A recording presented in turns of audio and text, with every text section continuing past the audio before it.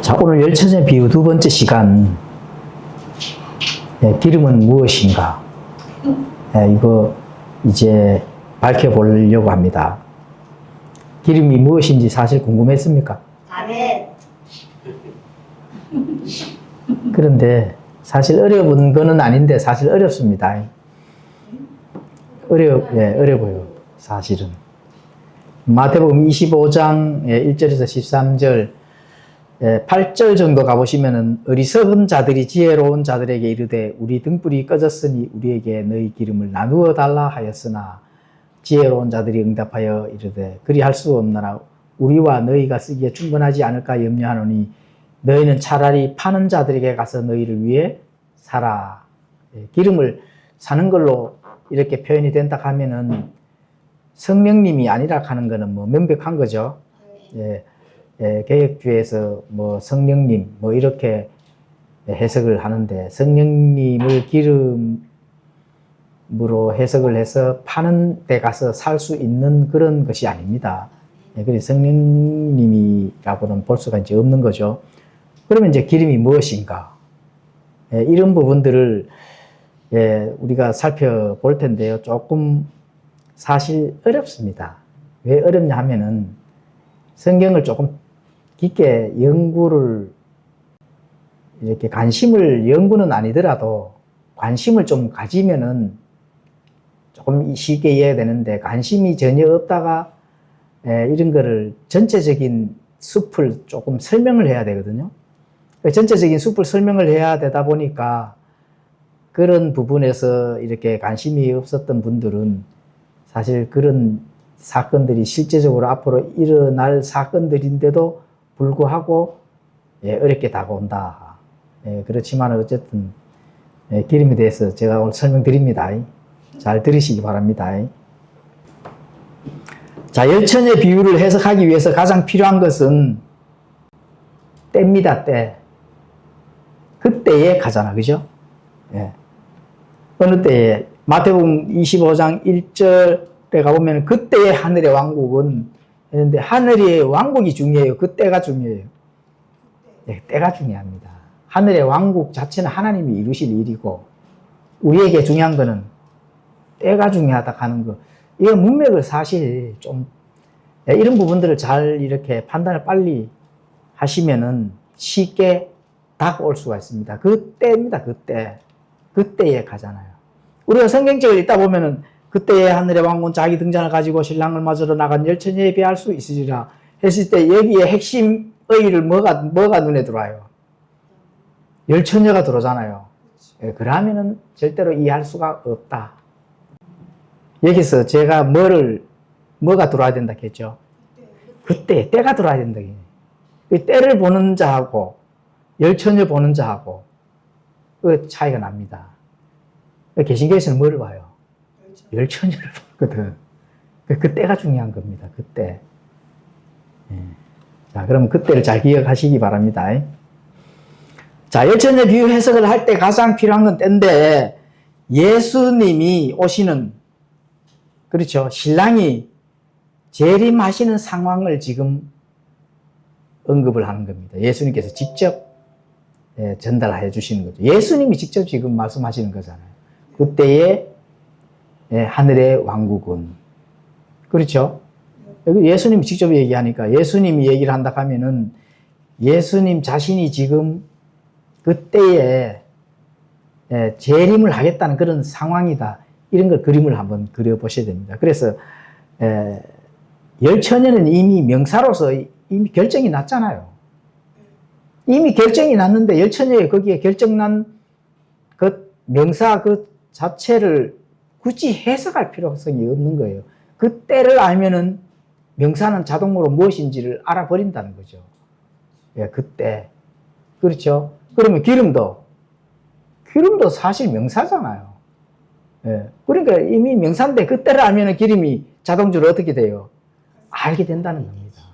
그 때를 알면은. 그 때가 중요하다. 그래서 시기와 때를 알기 위해서는 24장, 25장 전체를 이해할 필요성이 있거든요. 그래서 나무의 어떤 그 보이지 않는 뿌리를 자꾸 보려고 하면 안 되거든요. 비유니까 그게 뭐 획기적이고 센세이션한 그런 이 해석이 있겠다 이렇게 자꾸 생각을 하시면은 그 하나님의 그 뜻 경륜을 놓쳐버린다. 분명히 이렇게 아셔야 된다는 겁니다. 그럼 뭐를 봐야 될까요? 나무의 숲의 그 전체를 봐야 된다.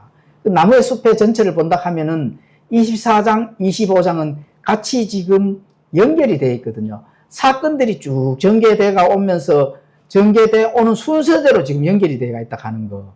그거를 꼭 볼 줄 아셔야 된다 하는 겁니다. 그 지금 잠깐 설명을 하겠습니다. 나중에 이 설명한 거를 잘 기억하셨다가 노트에 필기를 안 하시고 노트를 이제 머리가 좋으시면 안 하셔도 됩니다. 근데 이제 조금 기억이 나중에 되면 잊어버리겠다 싶으면 필기를 하면은 나중에 마태복음 24장부터 성경책을 가서 읽으시면 굉장히 좋습니다.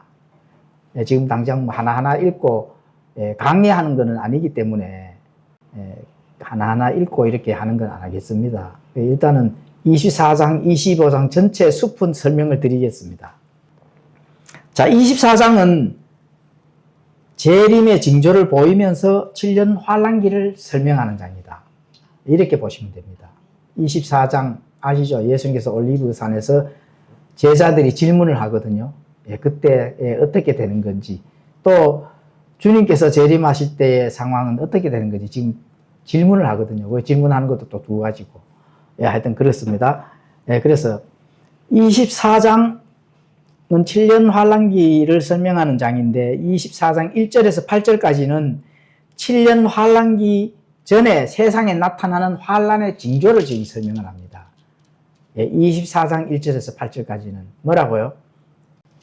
환란기 전에 세상에서 나타나는 환란기가 올 것이라 하는 그 징조, 이거를 지금 설명합니다. 그리고 24장 9절에서 14절까지는 실제적인 7년 환란기 때를 설명을 합니다. 여기도 보면은 14절에 보면 나오죠. 그때에 그들이 너희를 넘겨주어 고통받게 하고 너희를 죽이리니, 이렇게 나오잖아요. 24장 9절에서 14절에 까지는 그래서 7년 환란기 자체를 설명을 하는 겁니다.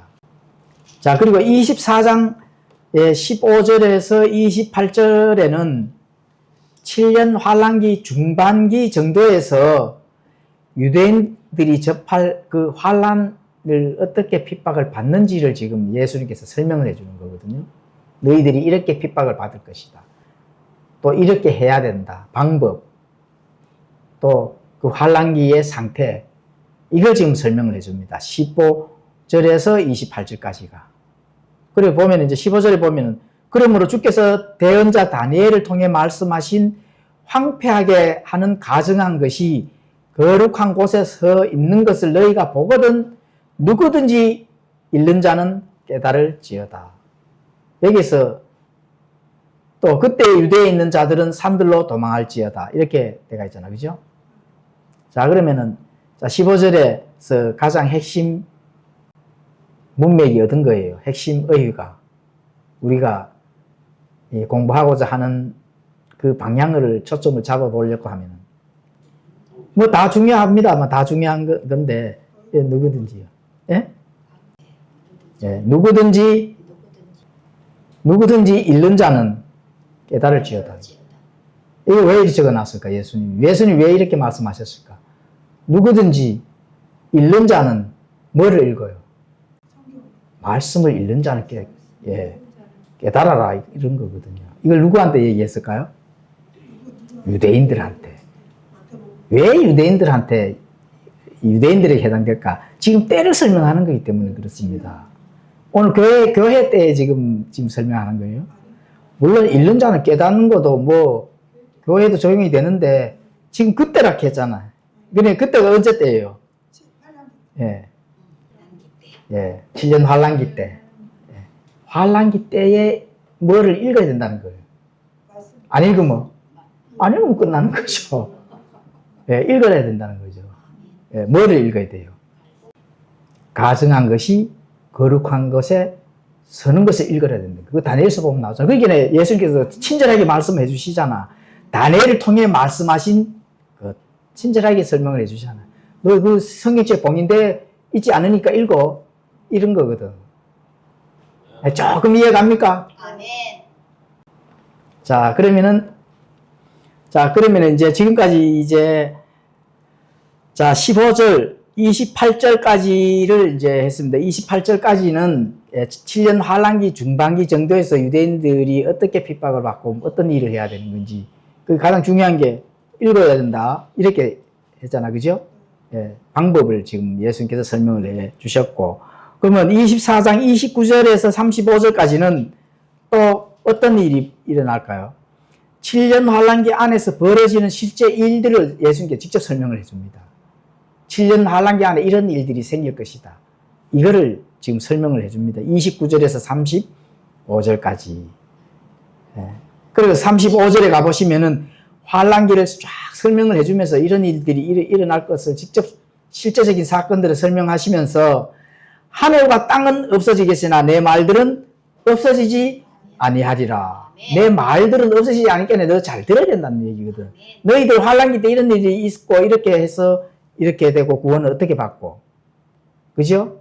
환란은 어떻게 피하고, 이런 일을 설명을 하는데, 그때 이 설명된 내 말들은 하늘과 땅은 없어지더라도 내 말들은 없어지지 아니한다고 지금 엄청나게 강조를 해주시잖아요. 네. 이게 이제 역사적으로 시간적으로 그런 쭉 이어지는 겁니다. 계시록은 시간적으로 이어지는 게 아닙니다. 이거는 지금 시간적으로 일어난 사건들을 예수님께서 하나하나 24장과 25장을 걸쳐서 지금 풀어주시는 거거든요. 이게 앞으로 될 일을 풀어주시는데 이거를 성경 신자들이 모른다면은 모르는 것 자체도 끝난 겁니다. 모른다 하면은 정말 예수님 앞에 갔을 때 부끄럽거든요. 그러니까 이 사실들을 꼭 인지를 하고 계시면은 좋다. 그래서 7년 환란기 때에는 전무후무한 고통과 핍박이 실제라는 사실을 예수님께서 말씀하신 걸로 입증이 되는 겁니다. 하늘과 땅은 없어질지라도 내 말들은 없어지지 아니하리라. 이걸로 입증을 해주시는 겁니다. 그렇죠? 자, 그리고 24장 36절에서 44절은 7년 환란기 안에서 두 사람이 들에서 농사 짓고 있는 자들을 붙잡아가는 설명을 합니다. 지금 이제 환란기 안에서 실제 일어난 사건을 이제 중에서 또 설명하고, 이거는 아시죠? 또 이 두 여자가 방학 안에서 맷돌을 갈고 있을 때 잡혀가는 상황이 전개되는 것을 예수님께서 설명을 해줍니다. 자, 이걸 개혁주의에서, 이 개신교에서는 뭐라고 설명을 해요? 하나는 데려감을 당하고 하니까 휴가 받는 걸로 생각을 하잖아. 천만의 말씀입니다. 뭐래요? 잡혀가는 겁니다. 잡혀가는 거예요. 누구한테? 적그리스도한테. 7년 환란기 아니니까 적그리스도한테 잡혀가는 거예요. 어디로? 죽음 당하고. 그렇죠? 무조건 죽이는 건 아니고 잡혀가서 어떻게 돼요? 자기 신앙 고백을 해야 되지, 당연히. 니 살래 죽을래? 아이고, 살아야죠. 이렇게 되는 거지. 살아야죠. 이래 돼가. 그러면 짐승표 받고 빨리 절해. 이렇게 되잖아. 그렇죠? 이 앞에다가 이마에다가 이제 짐승표 받고, 그죠? 전두엽에다가 딱 짐승표를 받는 순간 이 전두엽은 어떻게 돼요? 자동으로 짐승에게 경배하게 되어 있습니다. 내 의지에 상관없이. 사실 의지에 상관없이 경배하게 되어 있습니다. 나는 싫어. 이렇게 됐는데도 자동으로 경배를 하게끔 되어 있습니다. 이 전두엽에 있는 칩이 딱 박혀지는 순간 뇌는 자동적으로 짐승에게 경배를 해야 된다. 중요한 겁니다. 그게 잡히면 안 돼. 잡히지 마십시오. 아멘. 아니야. 해야지. 안 가야지. 안 가야지. 10분 갈가가 더 떼면 아이고 나 살랍니다. 자, 두 여자가 또 방학 안에 몇 들어가고 있을 때 또 잡혀가고. 이거 뭐 휴거라 이렇게 하는데, 잡혀가는 거는 휴거가 아닙니다. 자, 그리고 24장 45절에서 이제 51절까지 7년 환란기 안에서 악한 종의 행위를 한다면은 어떤 심판이 될지를 이제 전달하는데 이게 무슨 심판이에요? 예, 이게 무슨 비유예요? 달란트 비유잖아. 예, 24장에 45에서 51절까지는 달란트 비유입니다. 자, 열처녀 비유는 민족적으로 예, 기름 준비, 너 기름 가지고 있어 없어 이거고, 달란트 비유는 예, 종들에게 너 정말 환난기 안에서 어떤 행위를 했는가, 예, 삶을 어떻게 살았는가, 예, 개인 심판입니다. 개인 심판. 예. 열처녀 비유는 민족적인 심판, 그 이스라엘 민족 전체 자체를 심판하는 거고, 예. 또 달란트 비유는 이스라엘 민족들, 뭐 종이라고 지칭하는 자들이 어떻게 하나님 말씀대로 순종했는지, 이걸 이제 개인을 심판을 하는 겁니다. 그래, 악한 종의 행위를 한다면 어떤 심판이 될 것인가, 이거를 지금 그대로 전달하는 거죠. 자, 그리고 마지막으로 이제 25장에 들어가는 겁니다. 그래서 25장에 들어와서 열처녀 비유와 달란트 비유를 설명하시고, 드디어 예수님이 재림을 하신 이후에 심판이 시작되는 장면을 보여주는 것이 25장입니다. 근데 좀 이해 가시나요? 25장에 열처녀 비유가 등장하는 게 이제 조금 이해 가시죠? 나는 이해가 안 간다고 봅니다. 자, 7년 환란기 24장 36절 44절까지, 또 45절에서 51절까지, 또 달란트 비유까지 뭔가 설명을 예수님께서 다 해주셨잖아요. 그리고 7년 환란기 안에 잡혀가는 자들도 있고 이런 거 다 설명을 했잖아요. 설명하면 7년 환란기가 끝나요, 안 끝나요? 끝나잖아요. 끝나니까 당연히 이제 심판이 와야 되지, 당연히. 예수님이 재림을 할 수 있는 조건이 갖춰져야 되잖아요. 그게 25장입니다. 설명이 24장에 끝나니까 25장에 들어가서는 뭐예요? 이제 신랑이 오니까 이렇게 됐을 때 너희들이 준비를 해야 될 거는 이거야 하고 설명을 예수님이 열처녀 비유를 통해서 설명해 주는 장이 25장이라고. 그렇죠? 아멘. 예. 전체 비유가 이제 조금 보이시나요? 아멘. 그리고 또 양과 염소의 심판이 25장이 나오잖아요.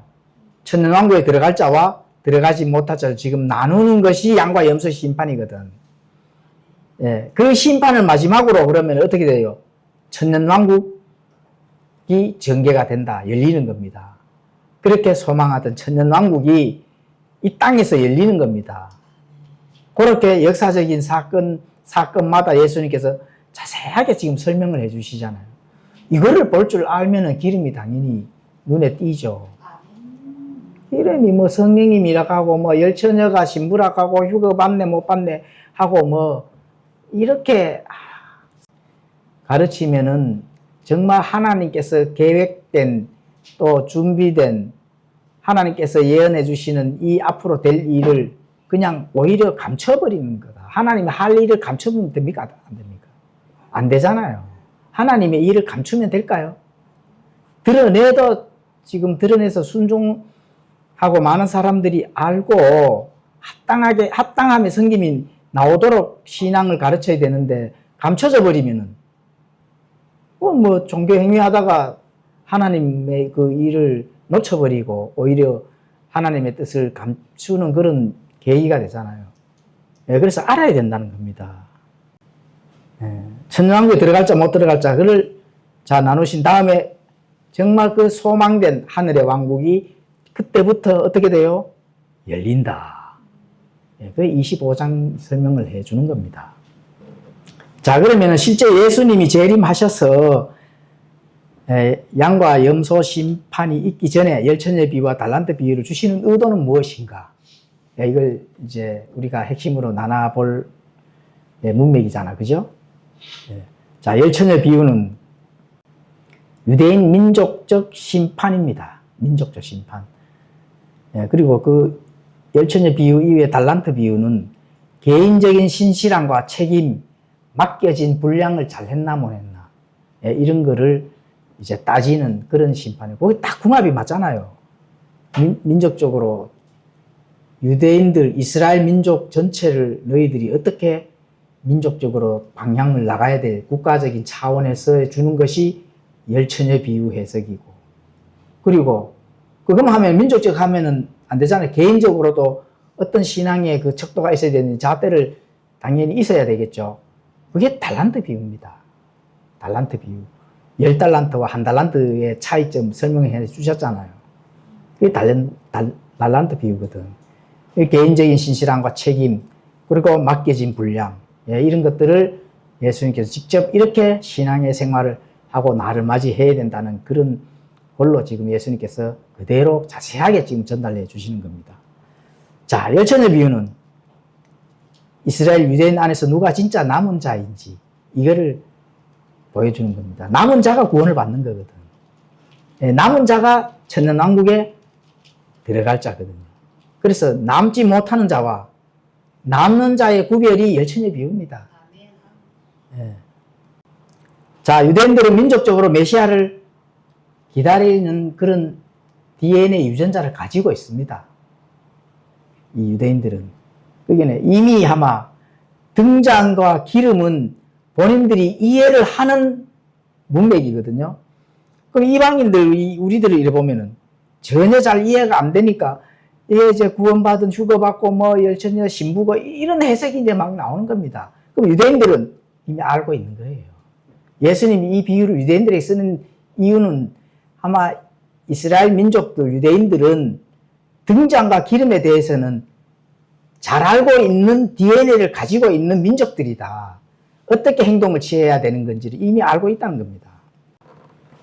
자, 그래서 환란이라는 밤이 깊어질수록 끝까지 견딜 내적인 인내가 필요하다 하는 것을 유대인들이 알까요, 모를까요? 아는 자들은 남겨진 자들, 모르는 자들은 남겨지지 않는 자들이에요.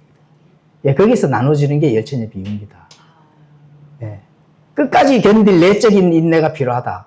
너희들은 끝까지 견뎌야 된다. 이게 구원받는 방법입니다.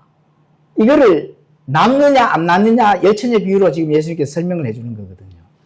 자, 그래서 마태복음 24장 13절 7년 환란기에 어떻게 구원받는지 지금 말씀하죠. 뭐라고 말씀해요? 마태복음 24장 13절에 그렇죠. 그러나 끝까지 견디는 자 바로 그 자는 구원을 받으리라. 그 환란기 때에 유대인들이 자신들이 천년왕국에 들어가기 위해서 남을 자에 속하려고 하면 어떻게 구원받는다고요? 끝까지 견뎌야 된다. 끝까지 견뎌야 된다. 등불이 꺼지면 안 된다는 거예요. 이제 조금 서서히 내 눈이 열리죠? 예? 등불이 기름이 뭔지 서서히 열립니까? 예. 예. 등불이 꺼지면은 남은 자가 아니죠. 예. 끝까지 못 견딘 자들이거든. 그러면 등불이 켜져 있다 하는 거는 견딘 자. 그 유대인들이 이거 알고 있습니다. 예. 7년 안에 끝까지 물론 믿음을 가지고 견뎌야 됩니다. 믿음을 가져야 되지. 뭔지 모르고 육체적으로 끝까지 견디면은 살아남기는 살아남습니다. 그러면 어디에서 걸려요? 어디에서 걸려요? 달란트 비유 심판에서, 양과 염소의 비유 심판에서 걸려가 어차피 가는 거예요. 믿음이 없다면. 그죠? 끝까지 견디는데 믿음을 가지고 견딘다. 기름을 가지고 견뎌야 된다는 거예요. 예, 증명이 돼야 된다는 겁니다. 자, 그래서 자격을 갖추었나 안 갖추었나 하는 게 기름입니다. 사실은. 예, 자격의 기준을 유대인들에게 제시를 한 겁니다. 그 열처녀 중에 다섯 기름 준비한 자격이 있어 너희들. 어리석은 다섯 처녀 자격 없어. 이 기준이 기름이거든요. 기름. 자, 그럼 기름이 뭔지 한번 살펴보겠습니다. 예. 기름은 지금까지 어느 정도는 지금 이해가 가시죠? 그러면 유대인들에게 기름은 어떻게 이제 받아들이는지를 이제 살펴보자고요. 자, 유대인들에게 등과 기름은 그냥 단순한 일상용품이 아닙니다. 그들의 민족적 정체성, 성막 사역에 깊이 박혀있는 영적인 상징입니다. 기름이. 우리 성전 안에 보면은 등잔대가 있잖아요. 우리가 보통 그림에도 많이 나오죠. 이렇게 7개 등잔불 이렇게 해가지고, 그죠? 7개거든, 7개.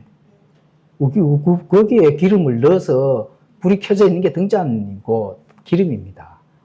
안에 올리브 기름이 들어있고. 그런 거는 그림에서 많이 보셨죠? 성막 공부할 때. 예. 그거는 유대인들에게는 이미 무엇인지 그 속에 내면에 들어있는 영적 상징을 한번 알고 있습니다. 예. 왜 알고 있는지 한번 살펴보겠습니다. 자, 그 등은 곧 하나님의 율법이죠, 율법. 그렇죠. 세상을 비추는 이스라엘의 존재의 목적입니다. 너희들은 이방 국가에서의 그 빛과 소금의 역할을 해야 될 목적을 유대인들은 알고 있습니다. 네, 많은 국가들 중에 하나님께서 유대인들을 특별히 선택을 하시고 그 유대 나라 민족이 이방 국가들에서 본이 되는 빛과 소금의 역할을 하는 그 역할을 하는 것이 바로 등잔대라 하는 걸 유대인들은 알고 있다는 겁니다. 당연히 빛이 꺼지면 안 되지. 등불이 꺼지면 안 됩니다. 등불 꺼지면 어떻게 돼요? 끝나는 겁니다. 이 율법을 어기는 거기 때문에.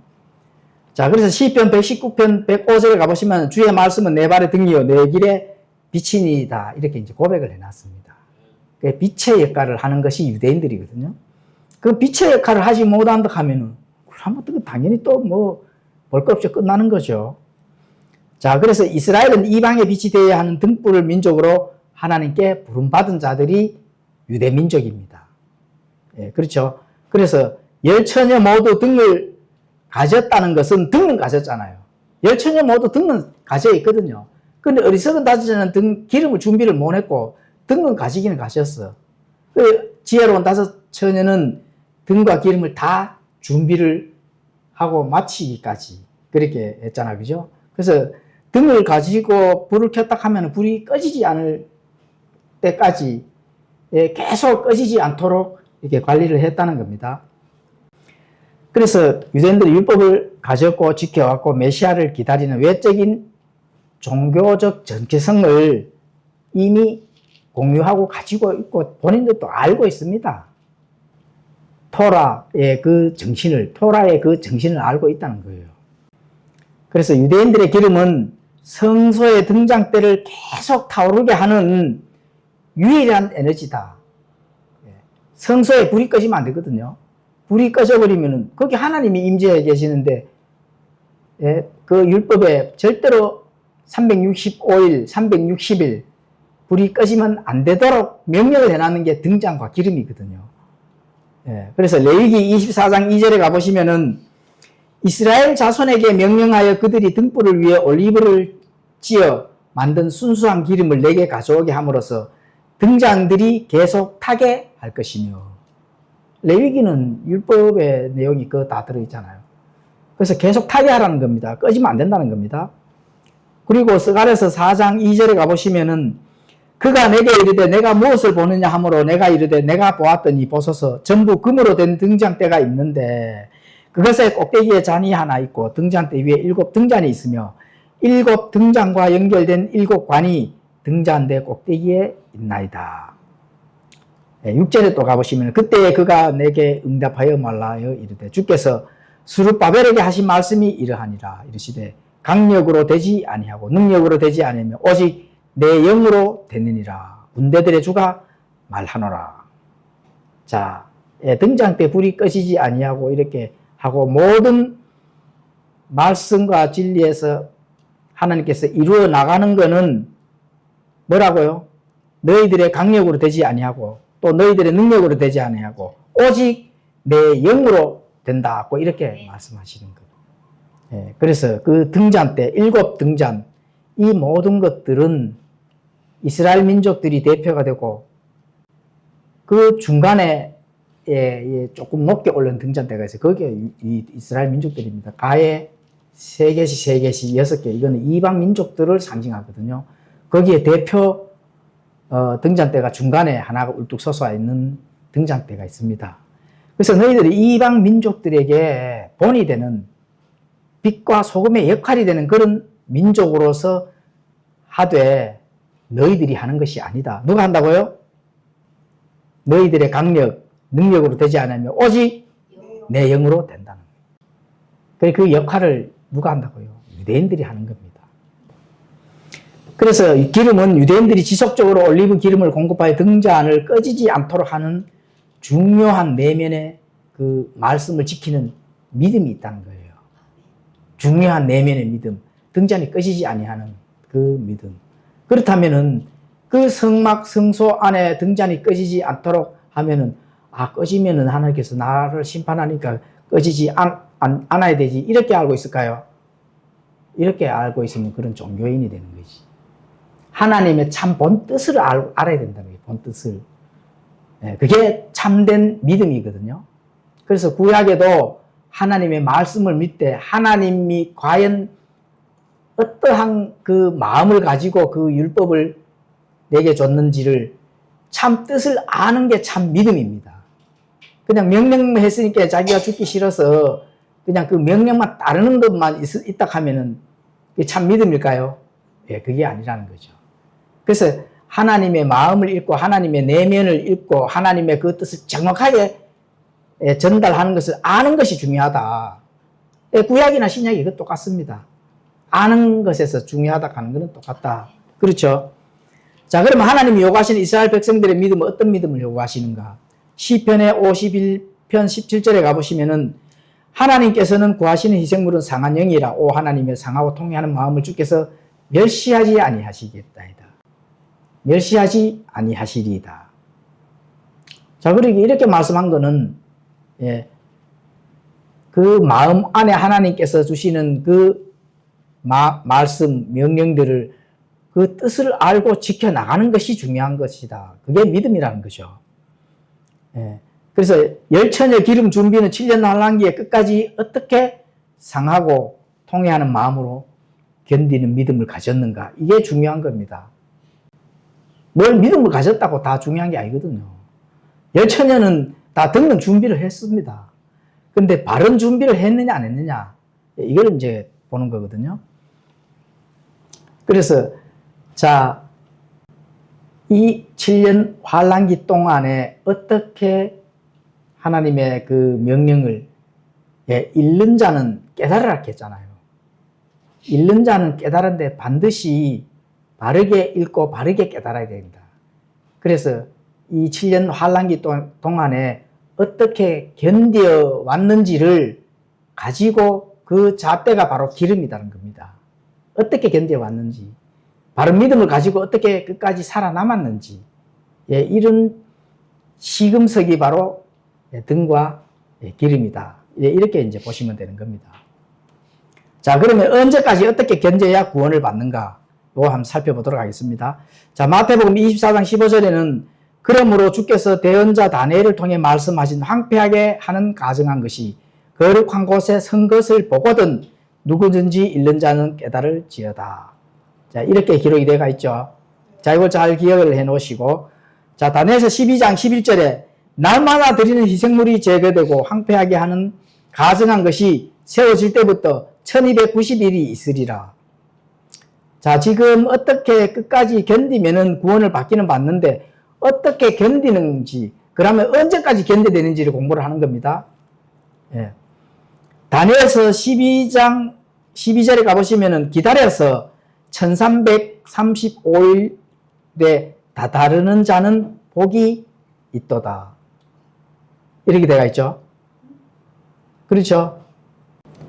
자, 다니엘서 12장 12절 좀 다 빨리 펼쳐보십시오. 그냥 내 혼자만 이 텍스트 보고 하니까 지금 내 어렵다 했죠. 자, 다니엘서 12장 12절 하면은 책장 넘기는 소리가 막 들려야 됩니다. 내가 막 어렵기 때문에 나중에 되면 또 알아지겠지. 분명히 이런 생각을 가지고 넘어가거든요. 이거 중요한, 이거 모르면은 어디 가도 다른 거 설명 못 합니다. 대부분 잘 알죠? 머리에 지금 뭘 생각하고 있는지. 이거 서서히 어려워지는구나. 1335일은 또 뭔고? 이렇게 제일 지금 이게 지금 가장 이제 결말이고 결론인데, 이거에서 지금, 성경책 넘어가는 소리가 안 들린다 하면은 이미 아마, 아이고, 뭐, 혼자 하시다가 끝나겠지. 이제 이래 되는 거거든. 내하고 해당되는 거는 쉬워서 좋고, 해당 안 되면 어렵죠. 12장 12절. 그런데 1335일에 다다르는 자는 뭐가 있다 했어요? 복이 있다 했잖아요. 그러니까 1335일까지 견뎌야 복이 있는 겁니다. 지금 그 얘기를 하는 거예요. 그럼 언제까지 견뎌야 됩니까? 예? 정병사님 언제까지 견뎌야 구원받아요? 복이 있어요. 1335일까지. 예, 이때까지 견뎌야 되는 겁니다. 복이 있는 거는. 복이 있다 하잖아요. 이게 그 말에 적용을 시키면 된다는 거예요. 예. 그리고 13절에, 12장 12절에 복이 있으면서 13절에는, 자, 13절에 같이 한번 읽어볼까요? 13절에. 예, 시작. 그러나 너는 끝이 올 때까지 내 길로 가라. 내가 안식하다가 그 날들 끝에 내 몫으로 정해진 곳에 서리라. 그래, 안식한다고 나오잖아요. 다다른 자는 복이 있는데 그때부터 너희가 안식하다가 마지막 때, 이거는 뭐 내 몫으로 정해진 곳은 이제 천년왕국 끝에서 이제 적용을 해도 되고, 그래 어떻게 안식하는 그런 천년왕국, 하늘의 왕국으로 들어간다는 얘기거든. 복이 있는 자가 어떻게 돼요? 왜 들어간다는 겁니다. 그렇죠?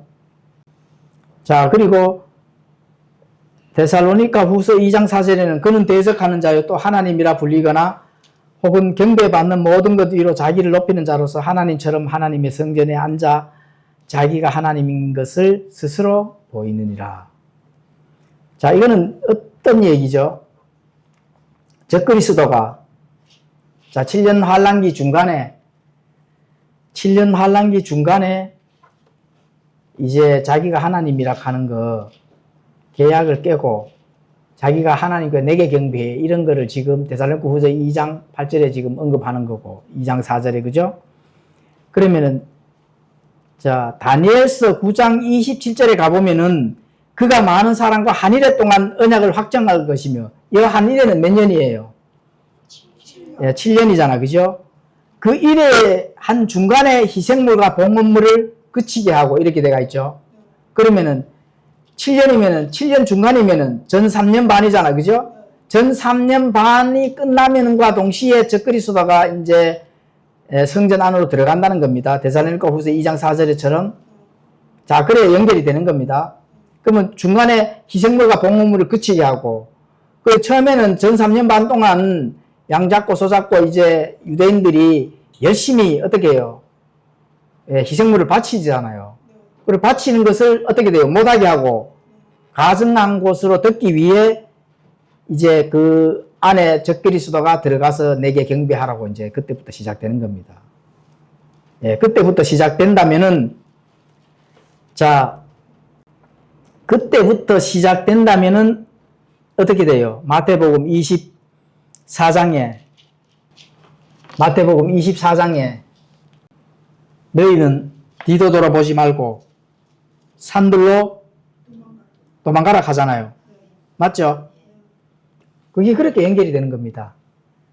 24장에 적그리스도가 딱 그 성전 안으로 들어갔을 때 나를 섬기라 하는 순간부터는, 그때부터는 이제 유대인들의 진짜 희생물과 헌물을 못하게 하고, 그때부터는 이제 그 다니엘서에 나오는 것처럼, 다니엘서에 나오는 그런 것처럼 이제 핍박 시작되는 겁니다. 1335일까지. 그러니까 전 3년 반은 그래도 희생물도 드리고, 유대인들을 많은 사람들이 핍박을 안 하고 희생 헌물을 드릴 수 있도록 해주잖아요. 그러면 그 중간에서부터는 1335일까지 어떻게 돼요? 그때부터는. 그 7년 후 3년 반 7년 환란기가 끝날 때까지는 전무후무한 야곱의 고난, 유대인들이 배교를 할 수밖에 없는 짐승표를 받을 수밖에 없는 그런 상황이 놓여지는 겁니다. 예. 그렇게 되면서 1335일까지 끝까지 남은 자는 양과 염소 또 열처녀 비유 이런 비유를 통해서 예수님께서 설명하는 그런 심판을 통해서 최종 안식으로 들어가는 그 천년왕국에 들어갈 수 있는 그런 자격을 주는 겁니다. 어려워요? 좀 이해가요?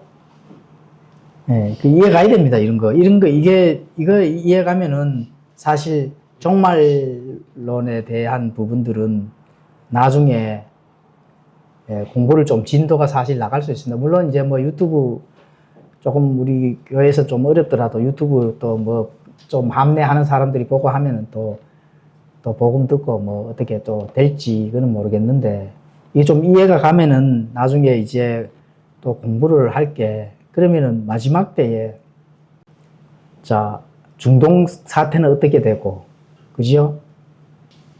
또 터키는 어떻게 되고 러시아는 어떻게 되고 이런 걸 사실 공부에 들어가면은 이게 전체적인 종말적인 그런 이 국제정세 사회가 어떻게 된다 하는 거 그 현실에 바로 연결이 역사적으로 연결이 됩니다. 그래서 이런 거를 조금 더 반복으로 이렇게 좀 이해 정도만 할 수 있으면은 굉장히 좋습니다. 자, 그래서 지금 뭐 1260일, 1390일, 그쵸? 1290일, 1335일 이런 부분들을 이제 날짜를 한번 계산을 한번 해보자고요. 계산을. 자, 먼저 1260일은 이제 동일한 기간에 다른 표현들이 나옵니다. 42달이라 하는 표현이 나와요. 42달이라 하는 거. 계시록 11장 2절, 13장 5절에 보면은 42달이라는 게 나오고 또 한때, 두때, 반때라는 말이 나옵니다. 계시록 12장 14절, 다니엘서 7장 25절, 12장 7절, 한때, 두때, 반때. 그리고 이제 실제로 계시록 가보시면은 1260일이라는 숫자로 이제 표현이 되어 있고, 계시록 11장 3절, 12장 6절. 이게 동일한 기간인데 다른 표현으로만 이렇게 된 겁니다. 그러면 이제 그 숫자를 본다 하면은 1260일. 이게 년으로 계산한다 하면 몇 년이에요? 42달 하고 한때, 두때, 반때, 한때, 두때, 반때는 이거는 한때는 뭐예요? 한때. 1년. 4년 반. 1년. 예? 한때 1년. 한때는 1년, 두때는 2년. 2년, 반때는 반년. 그렇죠. 반년. 요래가 이게 이제 3년 반이에요. 3년 반. 그렇죠. 네. 42달은 요것도 3년 반이네. 그죠? 예. 42달 요게 7년이 3년 반으로 계산이 되네. 3년 반. 그리고 1260일도 3년 반. 그렇죠? 예. 그러면 3년 반인 게 총 몇 년이에요? 7년. 총 7년인데 이게 지금 야곱의 고난일 때를 설명하니까 후 3년 반을 지금 표현을 하는 거다. 그죠? 그렇죠? 예. 자, 그러면은 7일의 중간에 희생물과 봉헌물이 그치게 되잖아요. 그치게 되면은 그 3년 반, 남은 3년 반부터 언제까지? 1330. 예, 1335일까지 견뎌야만 구원을 받는다는 겁니다. 그러면은 1260일 3년 반이 끝나면은 나머지는 며칠이에요? 75일이지.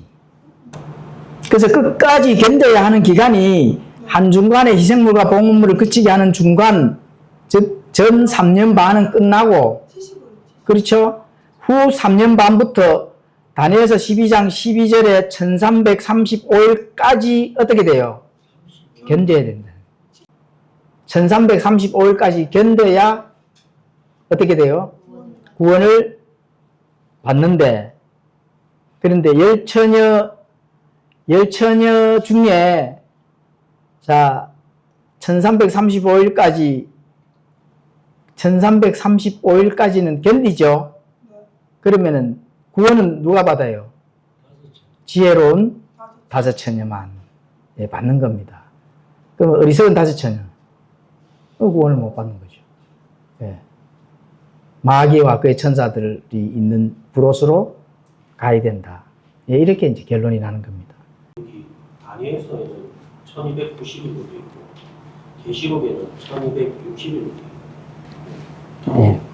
예, 그렇죠. 그래서 이제 1260일과 다니엘서 12장 11절 1290일, 다니엘서 12장 12절 1335일은 그러면 어떤 날인가?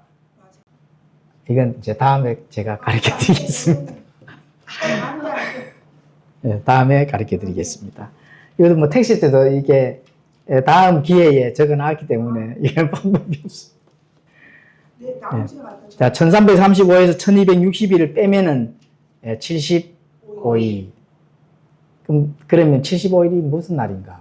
이거는 다음 기회에 가르쳐 드리겠습니다. 자, 이런 데서는, 자, 안식교, 당연히 못 풀죠. 개혁주의는 뭐 당연하게 뭐 못 푸는 거고, 무슨 일이 있을 것인지. 이게 이제 굉장히 사실 이게 중요한 날입니다.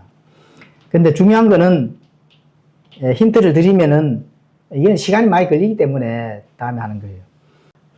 1260일, 7년 환란기 중에 후 3년 반, 한 때, 두 때, 반 때, 42달, 1260일. 이게 다 하나의 그림이거든요. 이제 그 사건은 오직 적그리스도 왕국에서 핍박을 받는 기간이거든요. 핍박을 받는 기간.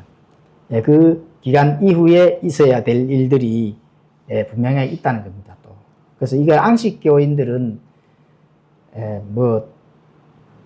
날짜 계산이 아마 잘못됐기 때문에 그거는 이제 있을 수가 없는 거예요. 왜 다니엘서에 이렇게 예언을 해놨느냐. 이게 사실 필요한 일이거든요. 이 필요한 일은 다음 기회로 공부를 하도록 하겠습니다. 자, 뭐 궁금한 거 있으시나요? 다 궁금하지. 근데 그러면 7년 환란기라고 얘기할 때 전 3년 반, 후 3년 반이 있고, 그 다음에 그 1290일이면 35일이고, 1335년이면 또 75일이란 말이에요. 전체가 35, 30 이렇게 예를 들면 한 달, 두 달 정도, 그쵸? 그 기간이 또 연장이 된다는 거예요. 7년 빼고 또 한 두 달 이상을 또 심판을 하는 시간인가? 심판하는 시간도 있어야지, 당연히. 그러니까 두 달, 75일간 심판을 하시나? 그러니까 말하자면은 7년을 견뎠는데 그 마지막 타임에 조금 못 견뎠다고 지옥? 이러면 너무 억울하잖아요. 등잔불을 가지고 불을 가지고 7년을 기다렸어.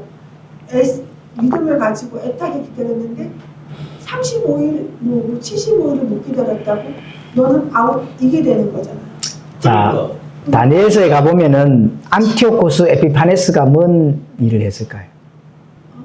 다니엘서 다 읽어보셨잖아요. 읽어보셨어요? 어려워서 안티오코스 에피파네스, 다니엘서 나오잖아요. 다니엘서. 성전에 들어가서 네, 돼지 피 뿌리고, 맞아요. 유대인들이 제일 싫어하는 돼지 피 뿌리고 돼지 잡아다가 제사드리라 하고 제우스상을 섬기고 이렇게 했잖아요. 그러면 성전이 황폐해지고 더러워졌잖아요. 이게 아까도 나왔잖아요. 네? 다니엘서 9장 27절 심지어 완전히 끝날 때까지 그것을 황폐하게 하리니 작정된 그것이 그 황폐한 곳에 쏟아지리라. 작정된 그것이 황폐하게 쏟아진다 하면 이 땅이 얼마나 황폐해지겠어요. 그렇죠? 예. 그러면은 예수님이 재림을 하시는데 이 땅이 황폐하면 될까요? 안 될까요? 안 되지. 당연히 안 되지. 그러면 황폐한 것이 회복을 시켜놓고 예수님을 맞이해야 되잖아. 그 기간이 필요하다는 겁니다. 예. 성전 정화 작업이 필요하다는 거예요. 성전 정화 작업. 75일이라는 거예요. 35일이라는 거예요. 30일이라는 거예요. 몸에 그러니까 끝까지 기피라고 하시죠. 끝까지. 그러니까 끝이라는 게 뭐 끝이라는 게. 알았는데 연장전이 있는 거지. 7년인 줄 알았더니 그래도 공부를 해야지. 그러니까 유대인들은 끝까지 견뎌야 돼. 그러니까 그 75일을 견딜 기름이 없구나. 7년까지는 견딜 기름이 있었는데 75일을 견디지 못한다는 얘기일까요? 그 75일이 잠깐의 그 기간인데 그걸 견디지 못한다는 얘기입니다. 결론이 기름을 아직 깨닫지는 못했구나. 그거 모르겠어. 그걸 결론을 맺어줘야 기름은 나가는 거나. 아니, 내가 지금까지 했잖아요. 끝까지 견디는데, 뭐를 가지고 끝까지 견디라 했어요. 믿음으로. 예. 믿음이 있다 하면 우상 숭배할까 안 할까? 알죠. 잃는 자는 깨달아진 자가 제일 중요하다고 했잖아요. 그 잃는 자는 깨달은 건, 그럼 유대인들이 뭐를 깨달았는 게 기름입니다, 사실은. 깨달았네. 내가 지금 이제 환란기가 맞구나. 다니엘이 얘기한 그 9장 27절에 얘기한 그 평화를 가지고 온다 하는 자가 저 그리스도구나. 이거 다니엘서를 유대인들이 읽었다 하면은 깨닫는단 말입니다. 그럼 깨달으면 뭐라고 믿음이 생기잖아요. 내가 어떻게 지금 7년 이 적그리스도에서 적그리스도와 타협을 안 하고 견디는가? 이거를 당연히 믿음으로 깨달아 볼 수가 있잖아요. 그러면 적그리스도 타협 안 하지. 타협 안 하는 게 기름이라. 끝까지 견디는 자가 이 남는다는 거예요. 남다. 그게 남아야 된다. 남아야 된다. 살아남아야 된다. 그래서 살아남았는데 그 열천년 모두 다 살아남아. 왜냐면은 천년왕국에 들어가려고 하기에 너 오지 마 이래 됐거든. 최종적으로. 그렇죠? 잔치에 들어가야 되는데 지금 못 들어가게 하잖아. 못 들어가게 하니까 뭐가 있어요? 믿음이 없다는 얘기거든. 뭔가 가져야 되는 게 준비된 게 없다는 거거든. 이 아마 이미 우상숭배하고 이제 그 짐승표를 받아내겠기에 너 소유는 마귀니까 마귀가 너 주인이니까 너 주인한테로 가 이래 된 거거든. 그러면은 도망 안 가고 뭐 굳이 도망갈 필요 있겠어? 이래가 타협하면은 살지. 그런데 7년이 끝난 다음에 보니까 아니네 이래 될까 아이가. 예? 그럼 남은 자들한테 가서 나 저 예수님이 오면은 증명 좀 해도 뭐 여러 가지 어떤 그런 자기들이 뭔가 얻어낼 구설을 만들잖아요. 예. 그러니까 그런 진짜 이 땅에 일어날 인간적인 관점에서 일어날 사실들을 체킹을 한번 해보면은 답이 나온다는 거예요. 그런데 그런 거조차도 다 성경에 다 기록이 되어가 있는 거거든. 페트로가 도망가가지고 페트로가 어딘지. 또 정치적인 사건들. 아까 그렇게 했잖아요. 이 역사 안에서 터키나 요르단이나 이 역사적인 정치 안에서 이스라엘 민족들이 행로가 어디로 되는지를 공부를 하려고 하면